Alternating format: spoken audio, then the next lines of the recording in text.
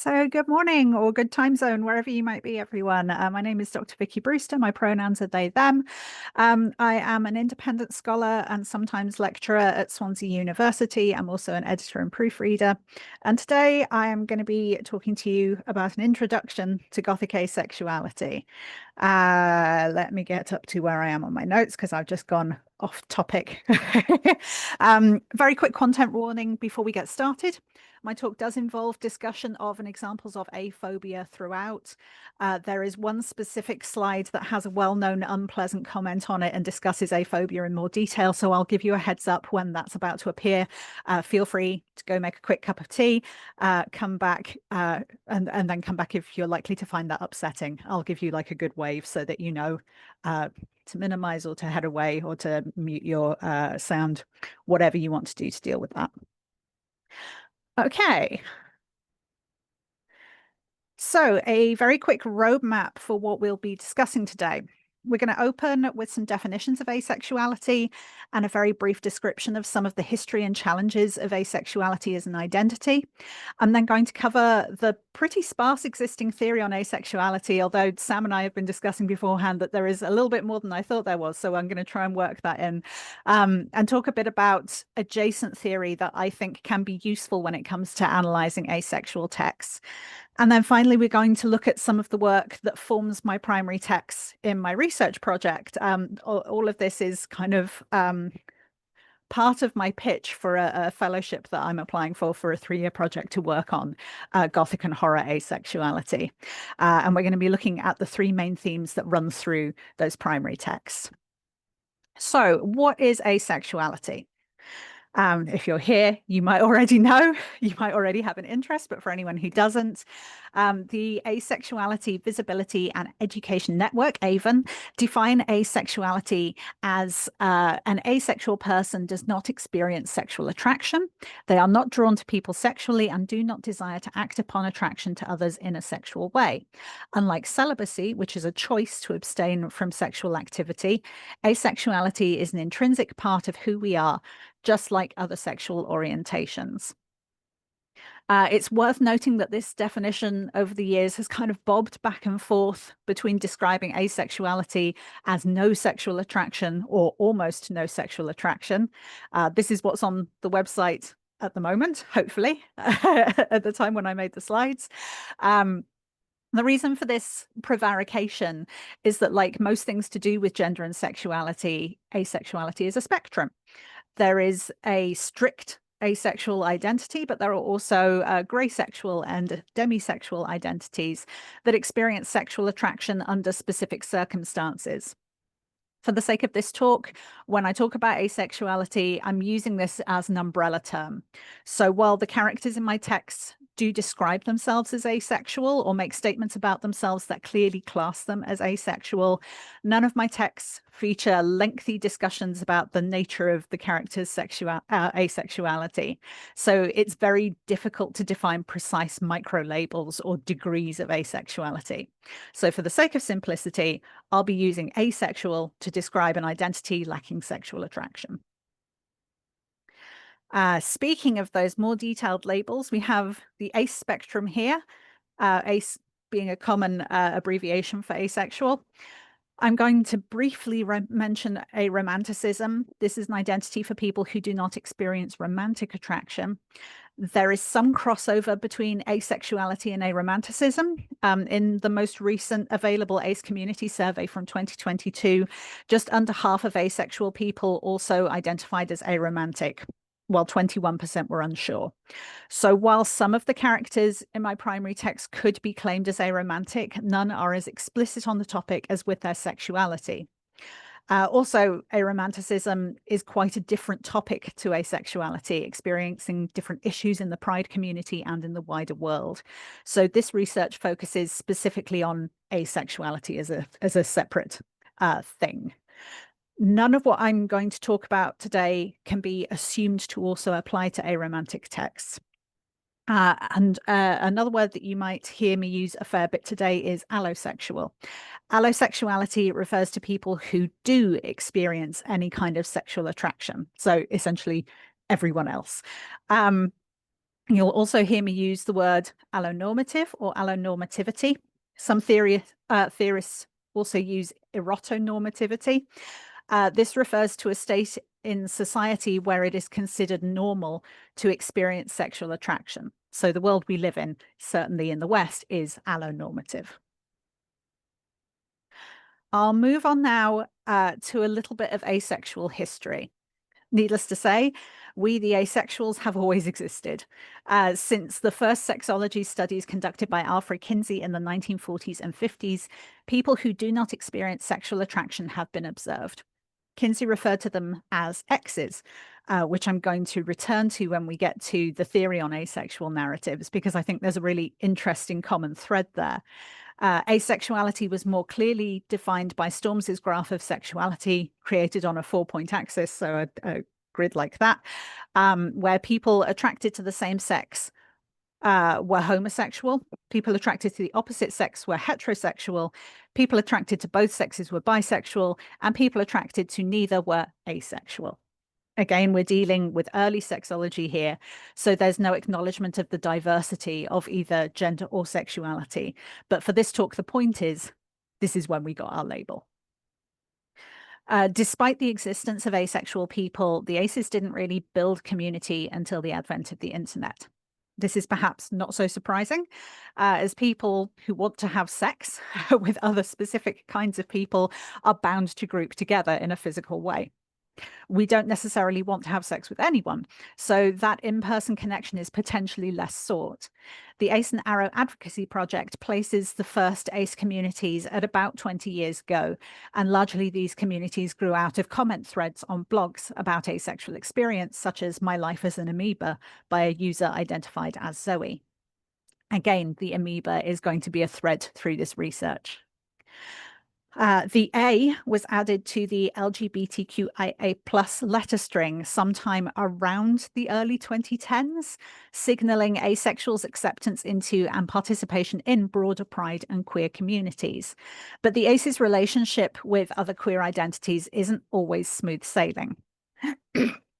A couple of sticking points can be popular queer protest slogans such as love is love. So what does that mean if you don't experience love in an allosexual or alloromantic way? Similarly, there can be claims, ignorant or deliberate, that the A in the pride letter string stands for allies, not just excluding aspecs from that community, but placing them below straight allies in the pride hierarchy, if you want to think of it that way. This is a very brief overview of aphobia, that is discrimination against aspec people that's perpetrated in queer communities. But of course, aspecs experience aphobia from the wider heteronormative world as well. I'm about to pull up the aphobia slide, the dreaded aphobia slide, which contains a nasty comment from everyone's favorite bigot. No, not that one, the other one. If you want to minimize the presentation for a bit, I'm not going to be reading it out. Or if you don't want to hear this part of the presentation, we'll be on it for a couple of minutes, so just enough time to make that cup of tea. If you do want to minimize but keep Zoom up, I'll give you a wave like that when we're done. So here we have some examples of what aphobia can look like in everyday life. Aphobic slurs are still pretty freely used, frigid being my least favorite example. Aspecs are often infantilized or portrayed as childish, with the thinking being that asexuals aren't capable of having a committed relationship and therefore can't grow up.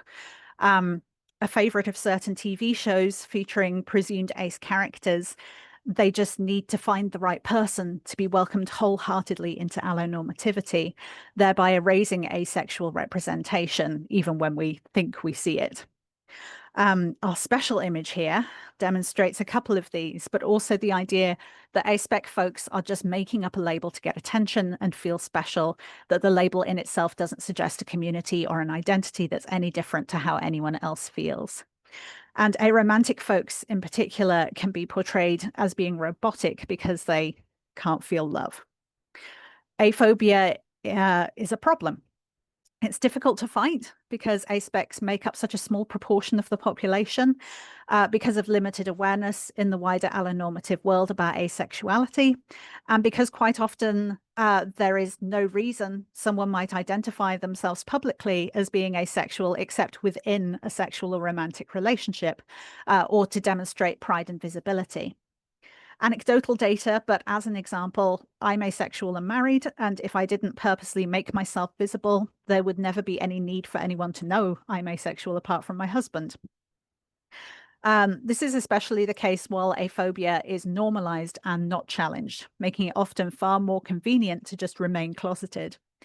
I think part of the silence and lack of awareness around asexuality is because of limited and poor representation of aspec identities in entertainment media, which is why I'm so delighted to have found a bunch of books that, on a personal note, I love, and have sensitive and informed representations of explicitly defined asexuality, and why I think it's really important to grasp hold of that representation and start talking about it in academic circles.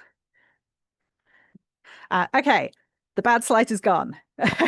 Anyone who's minimized the presentation, it's safe to come back now. So we've talked a bit about asexual community history. Now let's turn to asexuality's history within works of fiction. Until recently, any discussion of asexual characters involved a process of claiming. Characters did not self-identify in media as asexual. Therefore, asexual folks looking for representation in media had to look for behaviors and expressions that were relatably asexual. An example of this is Sherlock Holmes, which frankly baffles me when Hercule Poirot is right there. But that's the way it is, apparently. Many people observe Holmes and see someone who is much too busy living his best life to be interested in sex. And so he's popularly claimed as asexual. Once again, Poirot is right there, but whatever.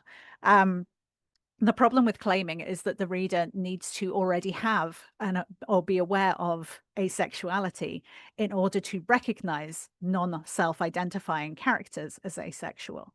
So asexual folks might see an ace, but to the rest of the world, that character might also appear as closeted gay, a confirmed bachelor, which is one that I think we're all familiar with, or someone who has difficulty forming relationships due to neurodiversity or mental illness, or a number of other excuses for continuing to perceive the world as purely allosexual. And I think this partly comes down to difficulty on authors and other creators' parts in how to express a character as explicitly asexual without having a coming out moment. Cora Ruskin, I've got a screen grab of their tweet here, put it kind of perfectly when they said, "I'm just now realizing how difficult it is to show, don't tell when writing about asexuality and aromanticism. So many readers just don't recognize aceness or arrowness, even if it's waving directly in their face. You kind of have to tell them or it goes unacknowledged." It has been a difficult thing to write, but increasingly authors are managing to do it through various techniques.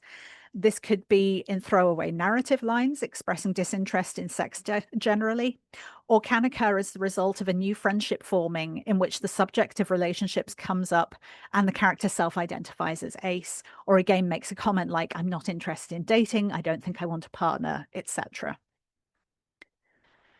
However, some authors actively reject the idea of their characters as asexual, even when claimed by the community. Simply put, there is an assumption held by many allosexuals that asexuality is boring. Stephen Moffat put this attitude perfectly when asked about his interpretation of Sherlock Holmes being claimed as asexual. He said, if Sherlock was asexual, there would be no tension in that, no fun in that. When someone who abstains, it's someone who abstains that's interesting. So we have again that X that we saw with Kinsey, that inability to really perceive what asexuality is beyond what it isn't. Moffat states that it's more interesting to have someone who experiences sexual attraction but chooses to ignore it than a character who simply does not experience sexual attraction. And I think this is a real expression of a moment, again in the early 2010s when the A is being added to the Pride string and just after the first Asexual Awareness Week was introduced in 2010, where allosexuals were being presented with this identity, but didn't perhaps know anyone asexual and understand what an asexual might look like. 10 years on, and things have started to develop in a really interesting way, I am delighted to say. So speaking of absence, let's move on to the theoretical work that's already been carried out on asexuality in narrative entertainment media. For the most part, it's a bit of a gaping hole. Queer Gothic is very hot at the moment. There have been quite a few monographs and edited collections published in the last couple of years. There's a new Edinburgh companion to Queer Gothic coming out this year.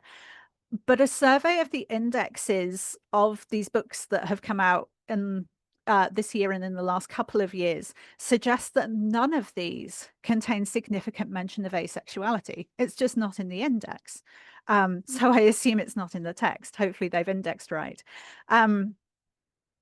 There are definitely some researchers starting to pay attention to asexuality. But as far as I know, they're currently at the conference level with their research. And I know that Sam said before we started that it's been mentioned in book groups here and that there have been presentations that included asexuality. So again, we're at the information sharing stage rather than the publication stage. For anyone who's not knowledgeable about academic publishing, the process can take years. So if you're starting to share research through networks and through conferences now, publication is probably going to be 2-3 years down the line. A lot of researchers use conferences to kind of sound out ideas and get some feedback before writing full articles. So yeah, we're about 2-3 years off seeing this in writing, seeing the fruits of this in writing if people continue to persevere with this as an academic interest. The thing that I find really interesting is this initial interest is coming I've talked to Sam.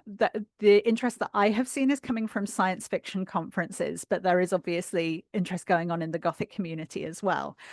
But I haven't seen anything coming from queer theory conferences. And if you know of any ACE discussion at queer theory conferences, please do let me know about it because that would be really interesting. I found one really good published article about the TV show Penny Dreadful. It's in the work cited at the end. The critic's name is Lamar, I think. But again, this is work on claimed characters, not explicitly identified characters. I've got a quote from that critic Lamar on the presentation with the way that they go about claiming asexual characters that I think is really interesting just here. They say instances of asexual possibility are not indications of aversion to sexual encounters or relationships, but rather moments that suggest a fundamental detachment from the cultural system of erotonormative attraction and desire. So even when they're claiming, they're not necessarily looking at characters who say, I don't want sex, they're looking at character's relationship with sex. So it's kind of even further one step removed. The main solid chunk of theory that is really the only bit that we have is in an essay by Elizabeth Hannah Hansen that was originally published in 2014 and was reissued in the Asexualities collection's 10-year anniversary update. The majority of this edited collection as a whole is about the sociological issues related to asexuality. And even in the update, Hansen is really the only critic addressing how asexuality might be present in narrative fiction. This strikes me as really surprising. Hansen herself notes that although asexuality receives a fair amount of attention in social sciences, asexuality has continued to receive only limited scholarly interest in the wider humanities, particularly in literary studies. With a strong bit of theory established over 10 years ago, I find it very surprising that no one in the academic community has really built on this yet. So it is a ripe field for further discussion. Hansen is also very clear to begin with that her analysis focuses on asexuality, not asexuals. That is, her analysis focuses on narrative structure that synergizes with the concept of asexuality rather than focusing on asexual characters and what they're doing and how they're represented. While she's rather dismissive of the idea of focusing on asexuality as an identity, she does also cite that this would be near impossible given the dearth of representation of asexual characters in fiction at the time she was writing. My research is highly interested in how Hanson's theories hold up now that we do have that representation. Spoilers, not well. Hanson uses a largely psychoanalytic framework to discuss asexual narrative as defined largely by absence and a lack of resolution. Building on various critics who have established narrative as fundamentally tied up with desire, Hanson's theory is that removing desire from narrative creates an absence and highlights the difficulties of making a presence out of absence or narrative out of stasis. She qualifies that by nothing, I don't literally mean nothing. Such a narrative would be unthinkable as narrative and nearly impossible grammatically. What I mean is something nearer to nothing of consequence. We might perceive here a link with some of the aspects of aphobia discussed previously, and particularly with that quote from Stephen Moffat and the link between absence and boredom. Even going back to Kinsey's X's and the absence there presented, where people were literally crossed out for experiencing a lack of sexual attraction. So up to 2014, up to 2024, if we accept the lack of additional material on narrative in the second edition of Asexualities, we still have this link between asexuality in fiction and a lack, an absence, boredom, and dissatisfaction. We will come back to this very shortly. Hanson does, of course, rely heavily on psychoanalysis in her writing. I think that this is fundamentally problematic when talking about asexuality, because much of psychoanalysis is founded on the basis that libido is normal and healthy, sexual attraction is normal and healthy, and everything eventually returns to the genitals. For this reason, the work of Paul B. Preciado is also very important to my research. In his essay, Can the Monster Speak?, Preciado presents an essay based on an address he wrote to deliver to the I apologize for my pronunciation, the École de la Cause Freudienne's annual conference of psychoanalysts in Paris in, I believe, 2019. The lecture questions the history of psychoanalysis's treatment of trans people, questioning whether an establishment still so married to a focus on normativity that is grounded in biological sex and deviation from biological sex pathologized as abnormal can really be qualified to speak authoritatively about trans experience. When Preciado attempted to deliver his address, he was booed off the stage and removed from the conference. So the address is printed in full in this essay. If you haven't read it and you're as tired of the persistence of Freud in literary criticism as I am, it is a really fascinating read. Preciado describes the proscription of gender as allocating people into cages. These cages consist of the behaviors and expectations placed on binary genders. He describes the process of transitioning as moving between the female cage and the male cage, knowing that they are both cages, but at least having the opportunity to choose his male cage, even if it doesn't fully express who he is. He says, faced with the epistemological transformation already underway, you will have to decide what you are going to do, where you intend to place yourselves, in which cage you would like to be imprisoned. I think the links Preciado draws between the heteronormative, allonormative obsession with situating not just gender, but basically any form of identity expression in the genitals, suggesting normal and abnormal behavior based on the experience of an overwhelmingly white, male, cisgender, straight set of analysts is not only outdated, but harmful to the diversity and inclusivity various members of the queer community increasingly demand. So although Preciado is talking about gender, we are still addressing identities beyond the binary. Preciado fundamentally questions the idea of gender as a straight line with male on one end and female on the other end, proposing a wider way of thinking. I think that this can also be helpfully applied to asexuality. If we return to Storms's 4-axis graph with asexuals down here on the bottom left, feeling nothing, suggesting people suggesting people who feel nothing, neither heterosexual desire nor homosexual desire, and who are therefore an absence. Preciado's model suggests that straight lines and plotting axes are not the way to talk about either gender or sexuality. We need a more qualitative model. We need to think more expansively. Oh, quick drink. I'm shortly going to be moving on to my primary text, but I very quickly just want to mention something that Preciado says about oversimplification. He says, the first law, which I considered self-evident during the whole process of my transition, was to do away with the fear of being abnormal that had been planted in my heart as a child. It is this fear that needs to be identified, quarantined, and eliminated from memory. The second law, one that was rather more difficult to observe, was to be wary of all simplification. To cease to assume, as you do, that I know what a man is, what a woman is, what a homosexual or a heterosexual is, or indeed what an asexual is. To free my thinking from these shackles and experience, try to perceive, to feel, to name beyond sexual difference. Preciado here calls for a kind of analysis that doesn't depend upon an established idea on what specific sexuality or gender is. And it's that I will be taking forward in my analysis. So, in brief, these are the things to keep in mind as we move on to analysing our primary texts.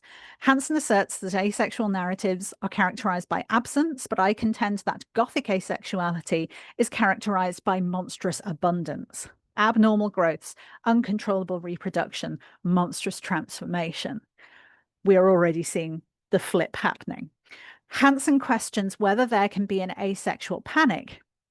And yet Gothic asexuality is rooted in a disruption of the nuclear family and meanings of family. How can there be family without sex? What happens to the family line if it's not biologically reiterated constantly? And then thirdly, Preciado begs a divorce from genital and allosexual obsessed psychoanalysis and its simplifications. What happens when we are presented with characters who fall outside of psychoanalytic binaries? These are the questions that I'm hoping, to some extent, in this very brief introduction, to give some answers to. So here they are, my Gothic asexual novels. These are the ones that I know about so far. If you know about more than this, whack them in the comments, please do. They range from hard science fiction to classic Gothic romance, with the odd stabby thriller somewhere in the middle. The oldest was published in 2019, and I think that book is actually really notable for being independently published, with the first of the Trad Pub novels being released in 2020. The vast majority of these are published by publishers or imprints specializing in speculative fiction, such as Tor and Titan. So we can see spec-fic trailblazing as usual. These are all texts with explicitly asexual characters, but they also use asexuality within their narratives to interrogate ideas about reproduction, family units, social connectivity, and fundamentally what it means to be human. Somewhat more expansive than the absences we have been told to expect. Rather, the majority of these works employ grotesque abundance to deliver their Gothic scares. From here, we're going to go through the three major threads that I've identified that, for me, tie together these examples of asexual fiction. The first theme I want to discuss is asexual reproduction. So the Oxford English Dictionary defines asexual reproduction as an organism which does not reproduce sexually, an asexual parthenogenetic, I get there eventually, or vegetative form. While this is a different kind of asexuality than the sexual identity, there is nevertheless a linguistic crossover, particularly within fiction. There's also a narrative crossover. Some kind of asexual reproduction exists in 5 out of the 9 novels that I've identified, be that in the mycological networking of What Moves in the Dead, the parasitic spread of Leech, the viruses of Sister Maiden Monster and Survivor Song, or the mold infestation of the Once Yellow House. Asexual reproduction is an area where we're getting a decent amount of theory at the moment, if only thanks to a mini boom in Spora and Myco-Gothic. However, the asexual reproduction of these texts is also specifically abject. The spores and viruses of these texts pass through the barriers of the body, infecting what is normal and healthy to unleash corruption, to spoil, and to breed. We are, of course, used to both excess and rot in the Gothic. There's nothing unusual here in a few mushrooms. However, the excess of asexual horror isn't just pretty mushrooms and fine cilia. It falls in the strange binary of, on the one hand, extreme transformation, and on the other, a subtlety that allows the infected to pass as human. More on passing shortly. In the myco-horror end of asexual fiction, we do also see some aspects of the aphobia discussed near the beginning of the talk. In What Moves the Dead, the fungus that kills and puppets Madeline Usher is characterized as a child, using var pronouns, which in the narrator Easton's native country are used specifically for children. The the infantilization of this fungus, however, doesn't limit what the fungus can do. It is a perception, specifically Madeline's perception, of an alien monster that enables it to manipulate her, increasing its chances of domination. It's not really a child, it just looks like a child in order to get what it wants. It's quite insidious in that way. Similarly, Madeline speaks of her life before she welcomed the fungus into her body. She says, "What was I when I was alive? I was no use to anyone, least of all myself. I was a pretty doll for men to look at. And eventually I came here where there were no men to look at me. And at last I found a purpose." She describes a life in status when she was living in a heteronormative, allonormative society. She was expected to conform to allonormativity, to be admired by men and to settle down. Her life begins, as she perceives it, as far as Madeline is concerned, with her death as an individual, and her death as part of that world. Madeline, or the fungus speaking through Madeline, far surpasses these horizons when she is reincarnated through the asexual reproduction taking place through her body. The absence, the stalled narrative that Madeline herself describes, might have sustained Hanson's theory about asexuality and absence. However, Madeline's removal, whether forceful or consensual, creates an abundance of material, both narrative and fungal. Something similar is at work with virology in asexual fiction. Both Survivor Song and Sister Maiden Monster revolve around sudden pandemics. And indeed, Survivor Song was released while the majority of the world was still in lockdown during the COVID-19 pandemic. Sister Maiden Monster also makes diegetic reference to the recent COVID-19 pandemic from very early in the story. Viruses again perform a function of hiding, making a seemingly normal person actually dangerous. I find this a fascinating crossover between asexual and trans fiction. The anxiety over an abnormal, so-called abnormal person passing in a heteronormative or allonormative world. We might remember that one of the criticisms of asexuality within the queer community is that asexual people can pass as straight and therefore allegedly do not experience prejudice in the same way as the rest of the community. So we have this idea of passing, of being something that you're not, but passing for human. However, I think it's also important to highlight the association of asexuality with single-cell organisms, such as viruses. From the earliest days of asexual online communities, asexual people have particularly associated with the amoeba, following an early asexual essay entitled "My Life as an Amoeba" that I mentioned earlier in the talk. It's fascinating to me then that the focus is less on how people with viruses pass for human, but rather these stories highlight the otherness of viruses. For example, in Sister Maiden Monster, a virologist explains viruses that they aren't real cells. They don't have a lot of the parts that real cells have. They don't have a metabolism, they don't eat, so they're not properly alive. These things that are unquestionably natural, that are part of our everyday existence, are described in terms utterly alien to the average person. So we have again this strange binary with utter acceptance and passing for human and looking like a normal person and living a normal allonormative life on the one hand, and an entirely alien makeup and behavior on the other. something that looks normal on the outside, but on the inside is complex and alien and different. Speaking of alien, there are a number of alien stories in our group of asexual novels. Two of them, What Moves the Dead and Leech, are explicitly otherworldly, while a couple of others, like Sister Maiden Monster and The Once Yellow House, are less clear about exactly where their monsters come from and if they are in fact long forgotten natives of Earth or if they are extraterrestrial.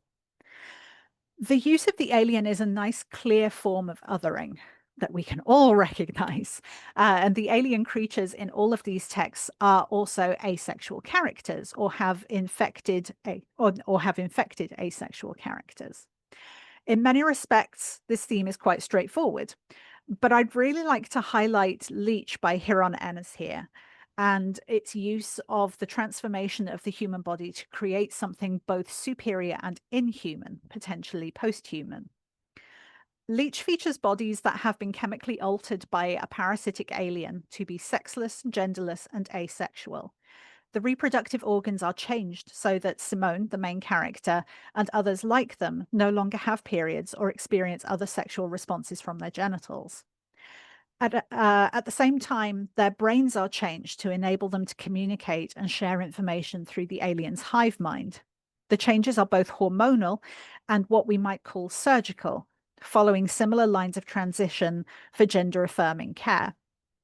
It's implied that these changes also create an aversion to or disinterest in sex. I think Leech is a really interesting text, and it's one that I've not heard many people talking about, and I don't understand why.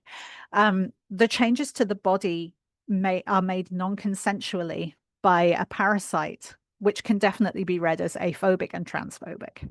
However, the transformation creates a superior life form, one that has made many, many medical advances in an otherwise post-apocalyptic dystopic world. I see the parasite's release of certain individuals from humanity as similar to Preciado's perception of the cages of gender. Their procedures enable their human hosts to appear to be caged, to be part of the rest of human society, while also being part of an advanced community. The key issue, of course, being the lack of consent, leaving one to wonder, if consent was obtained, would this story still be Gothic? Would it still be horror? Or would it be utopic? And finally, we come to asexuality's disruption of the nuclear family. For my definition here, I'm going with Cutis and Chan, who define the nuclear family as families composed of a mother and a father romantically involved with each other and their genetically related children that they have conceived naturally. By naturally, they mean like penis and vagina. The important aspects here are the assumed hetero and allonormativity of the parents, which enables a normal sexual reproduction producing genetically related children. It probably goes without saying that even now, when family structures are being challenged more than ever, the nuclear family is still frequently perceived as good and natural, while other family models are frequently portrayed as bad and unnatural. All of the texts that I've identified deal with family structures in some way. Some deal with relationships with parents, and therefore the asexual character's own idea of parenthood, such as mothered and just like home. Others include pregnant characters or the attempt to become pregnant, such as Survivor Song, Sister Maiden Monster, and The Once Yellow House. Others just present somewhat fucked up families and highlight the effect of generational trauma on familial legacy, such as What Moves the Dead and The Crows. And I think the disruptions that we see to the nuclear family, we get a further little microcosm of the other themes apparent in asexual fiction. We have alienation presented in The Once Yellow House. I didn't know whether to laugh or cry. I had no experience at all of sex up until then, and I haven't since. It was so, so alien. We have monstrosity and otherness presented in Sister Maiden Monster. I'll be one more step down the road to becoming that limbless breeding monstrosity. And what I love is that we even have a little echo of Hanson's theory of absence when Jane has sex with her husband in the death of Jane Lawrence. But in his legs, in his chest, there are gaps, absences, great gaping holes where magic cannot describe him because Jane does not know him well enough. In this respect, for me, the family is the big one. This is the kind of the big overarching thing that I think a deep dive into asexual representation in Gothic fiction can really help us with. The conception of family ties together the allonormative need for biological reproduction with the heteronormative ideal of the nuclear family. And asexual fiction blows both of these apart. It says not only that reproduction can be achieved not just with sex, but without sexual desire, and adds that furthermore, familial structures can be whatever you want them to be. They can be an alien hive mind. They can be a cult to an otherworldly god. They can be a repopulation of the planet with disgusting monsters. They can be based on a lie created by magic.